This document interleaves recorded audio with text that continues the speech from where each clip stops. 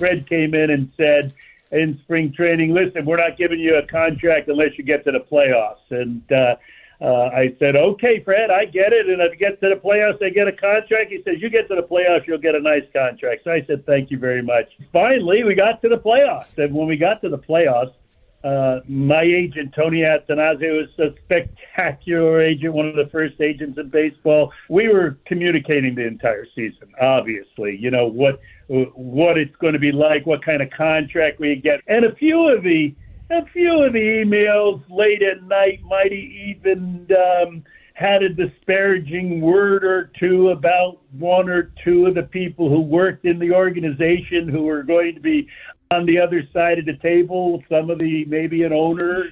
It's a long time ago, I don't remember. But anyway, we get to the playoffs, and Tony says, listen, let's get this done before all the World Series and everything, and we'll have it, and you won't have to worry about it during the big games of your life. And I said, great idea, let's do it. So we decided late at night what the offer should be, and he sent it to Steve. And about 3 days later, I saw Steve Phillips, the general manager. I said, hey, Steve, what do you think of Tony's offer?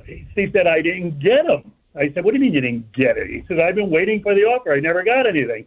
So I emailed Tony. I said, Tony, Steve never got anything. Please resend the offer. So he had an office temp working for him at the time. And at the time, Tony, probably to this day, would keep a hard copy of every email. When he went to his office temp and said, hey, send the Valentine contract, I guess she interpreted it as send the Valentine folder. So she went and sent all of the emails in the Valentine folder to Fred Wilpon, the owner.